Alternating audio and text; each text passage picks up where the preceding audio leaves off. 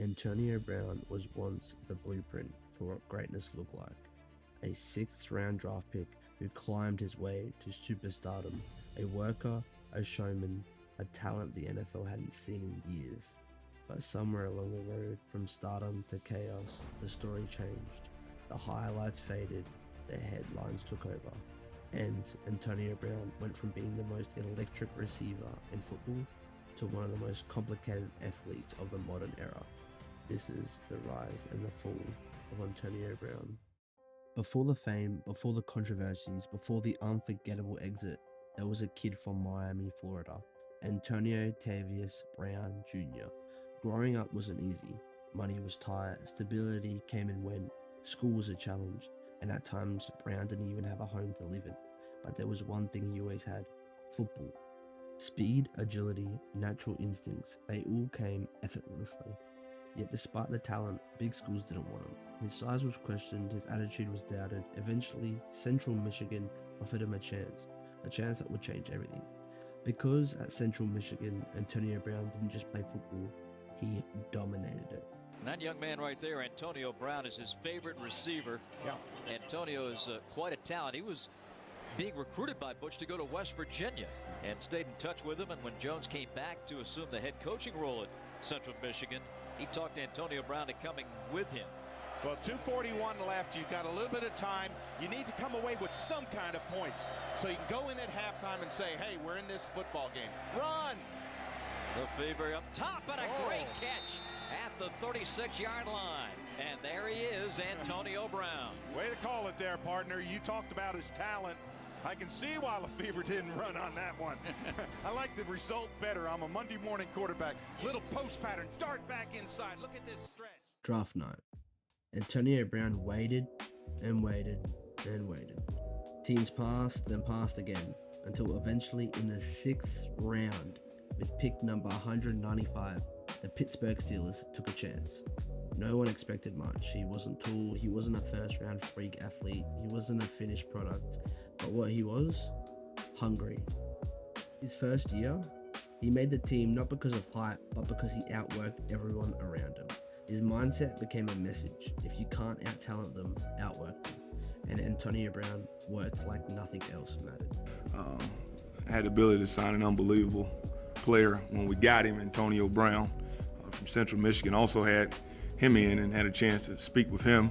I feel very confident about his ability to play and ability to learn and to fit into the room and come in and be in a competitive situation within the room. Well, he's an exceptional little player with the football in his hands.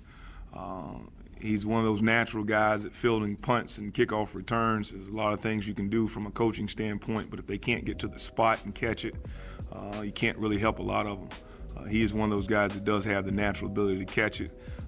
Great short space quickness. He's one of the last guys in a long while of guys that come out and they can make a move going forward, being able to put his foot in the ground in a forward motion, meaning not coming to a stop or coming to balance to make someone miss. Not knowing which round I'll go, me thinking higher than what I should have went, but there was something exciting to see where your name even get called. Everyone's continue to call in, like, what are your agents saying? Everyone wants to know which team you're thinking, what round. A lot of who's, what's, when's, and why's. And the reality of it is no one really knows. Everyone just paying attention just like you watching, and you're just looking forward to which team is going to be. I actually remember Coach Tomlin called my phone, and I had Buffalo calling my brother's phone, being that I didn't like Buffalo. So I was thinking, like, maybe if they called, they wouldn't be able to get a hold of me. They'll just call my little brother. And when they were wrong, it was a 412 number. And I remember Coach Thomas said, congratulations. Everyone's excited. Everyone knows where we're going. Everyone's looking forward to it. Everyone's hooting and hollering. They know Steelers is all about winning. They began talking about Super Bowls. I know coming here was something exciting that I can look forward to. Most importantly, I knew we was going to have an opportunity to win games. They started to talk about playing with Ben, and there's this conversation and excitement is just ongoing for at least a couple of hours. I mean, he's amazing. You got a chance to be a part of something that's really big and special. And man, you couldn't be no more excited than that day on the phone. The 2013 to the 2018 is the Antonio Brown era. In those 6 seasons, he wasn't just great, he was historic. 16,000-yard seasons, mind-bending catches, precise routes, game-changing plays. At his peak, Brown was widely considered the best receiver in the NFL. Ben Roethlisberger said this week, you just might be the best receiver he has ever played with. How much did you pay him to get that out of him? Man, I paid him a lot.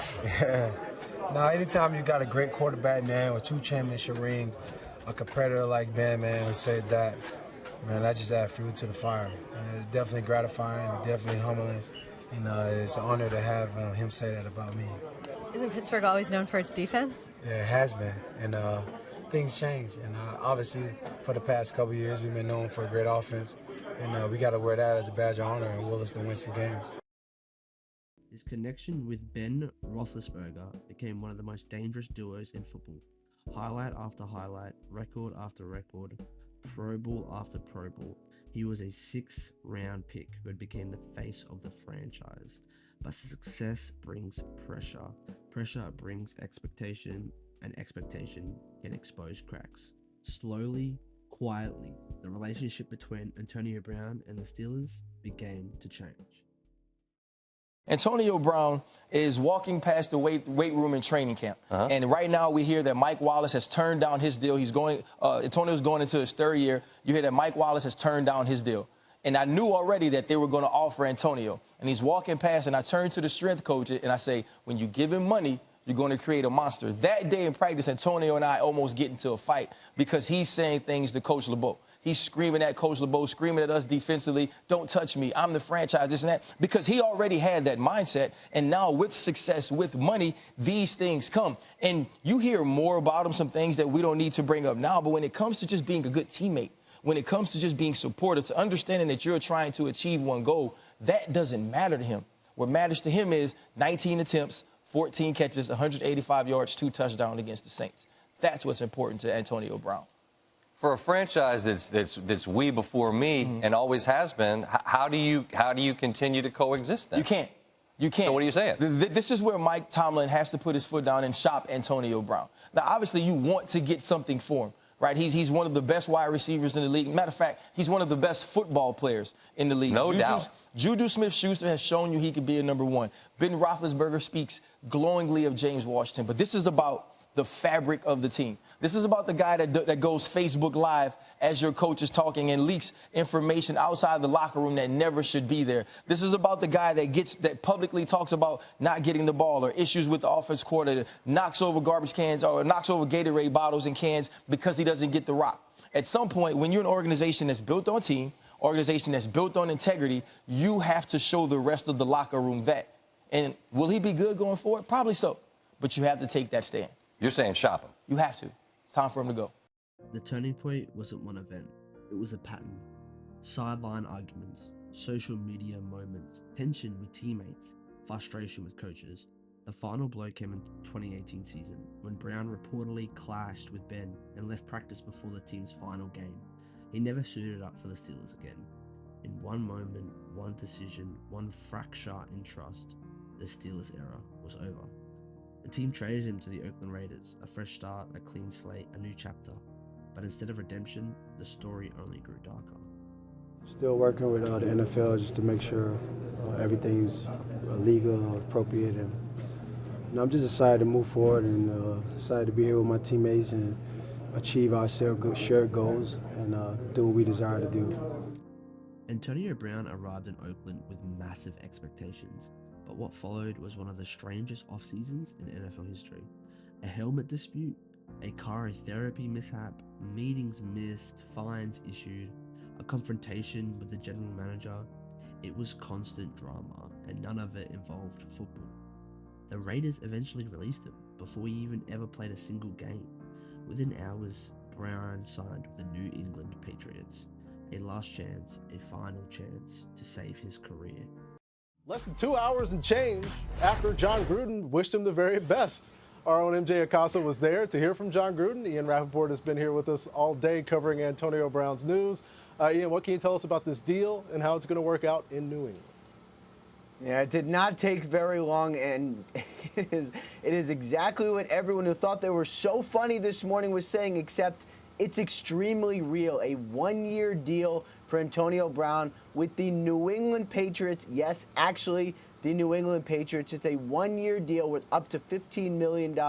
Sources say he gets a $9 million signing bonus. And for Antonio Brown, who told me earlier this morning, no guarantee, no way. In other words, he needed guaranteed money. He now gets at least $9 million guaranteed with the Patriots in the form of a signing bonus. And think about what has just happened. One of the best offenses in the NFL, which added Josh Gordon now to start the season under Tom Brady, now has Antonio Brown still in his prime. Just an unbelievable day for the New England Patriots and the NFL. They lost it. Let me see it. Look up Adam Schefter. The Raiders free. Bro. Oh, oh, oh, let's go. Let's go. Oh, the freedom bell ring got me flying like a free. Fly like an eagle. Let's go. Free. Let's go. Oh, I'm free. Oh. Oh. Grandma, they freed me. They freed me, Grandma. Ah, God is the greatest. Antonio Brown played one game for the Patriots. One. Off-field accusations and legal issues emerged. The media firestorm intensified, and just like that, New England released him too. For the first time in his career, it felt like Antonio Brown's NFL journey might actually be over. Months went by, silence from teams, public outbursts from Brown, and a growing sense that his story had shifted from superstar athlete to cautionary tale. But one superstar quarterback believed in him. We are following breaking news right here on CBS Sports HQ. Antonio Brown tweeting, "Thanks for the opportunity. Appreciate the Patriots." Multiple reports saying that they released Antonio Brown. His time in New England had lasted one game. Patriots statement, quote, "The New England Patriots are releasing Antonio Brown. We appreciate the hard work of many people over the past 11 days, but we feel that it is best to move in a different direction at this time." Yeah, Antonio, can you talk about your relationship with Tom? Obviously, you've made a debut for a team on a very short week of practice with him before and had success there, and what that relationship is like and how much studying you've been able to do, especially time off the field, staying at his place. Tom is my boy, one of the greatest leaders to be around. You know, he's encouraging, always inspiring. He brings out the best of the people around him. He wants the best for everyone around him. I mean, he's the greatest quarterback all time. Nothing he have done in the past matter. He always getting better day in and day out. And I just learned a lot from him. You know, how he trains, how he take care of himself professionally, his discipline, his work ethic, his approach. He's been a great guy in my corner and one of my close friends. Tom Brady, the one figure who stood by Antonio Brown longer than anyone else. Brady vouched for him, supported him, and convinced the Tampa Bay Buccaneers to give him one more opportunity. And this time, Antonio Brown delivered. He played smart, he played focused, he played like a veteran chasing a ring. And in February of 2021, he got one. Antonio Brown became a Super Bowl champion. It was the comeback everyone hoped for, the redemption arc, the proof that talent, when focused, could outweigh the noise. But it wouldn't last. The following season, in a game against the New York Jets, Antonio Brown walked off the field, mid-game, shirtless, waving to the crowd. In one of the most surreal moments in the NFL. It was dramatic, it was shocking, it was symbolic. Because for many, that moment wasn't just a walk-off, it was an ending. And running onto the field, I don't know if that could have been a penalty. All right, Jen Hill, get after that. We got to find out what's going on there. Took off his shoulder pads. Mike Evans, O.J. Howard trying to convince him to keep them on. Obviously, they were unable to do so. He tossed his shoulder pads, tripped off his shirt and glove, threw those into the crowd, then ran across the field while the teams were still on the field, giving the crowd a peace out sign. I'll let you know when we hear something official on his status. So look at the coaches or the staff on the sideline for the Tampa Bay Buccaneers looking at Antonio Brown. This is during the game. He takes off his equipment. Look at the officers down there on the sidelines of MetLife Stadium. Antonio Brown, who, well, he had issues in Pittsburgh, left the Steelers, got traded for a hot minute to the Buffalo Bills, never played a snap for Buffalo. Then he went to the Oakland Raiders at the time, never played a snap there, whined his way out of training camp. Went to the New England Patriots, and I have never seen anything like this in an NFL game. This is during the third quarter. Antonio Brown takes off his gear and runs into the locker room topless. So how do we remember Antonio Brown? As a superstar who outworked the odds, a 6th-round pick who became the best in the world, a player whose number one day reached the Hall of Fame, or as a tale, as a reminder of how fast success can unravel when talent collides with turmoil. Antonio Brown's story is complicated, messy, unpredictable, and unfinished, but one thing is certain, few players have ever risen so high or fallen so fast as Antonio Brown. And his legacy, for better or worse, will be debated for years to come.